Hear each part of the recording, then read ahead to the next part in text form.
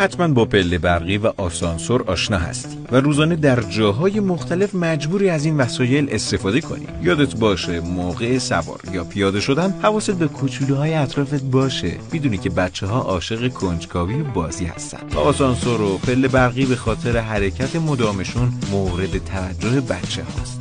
پس باید بهشون یاد بدی چطوری از این وسایل استفاده کنه. موقع پیاده یا سوار شدن آسانسور هرگز برای نگه داشتن کابین دست یا پا رو لای در قرار نده. دکمه طبقه مورد نظر رو فشار بده و از فشار دادن دکمه‌های دیگه خودداری کن. موقع قطع شدن برق یا خرابی آسانسور خونسرد باش. هوا و اکسیژن لازم در کابین آسانسور وجود داره و قرار نیست خفه بشی. فقط کافیه دکمه یا آژیر امداد رو فشار بدی تا اطرافیان متوجه بشن که در حرکت آسانسور اختلال ایجاد شده. یادت باشه برای سوار شدن پله برقی اگه لباس بلند تنت هست جمع و جورش کنی تا لای پله ها گیر نکنه. اگه اتفاقی افتاد و لازم بود که پله برقی رو متوقف کنی کافیه که دکمه اضطراری رو فشار بدی.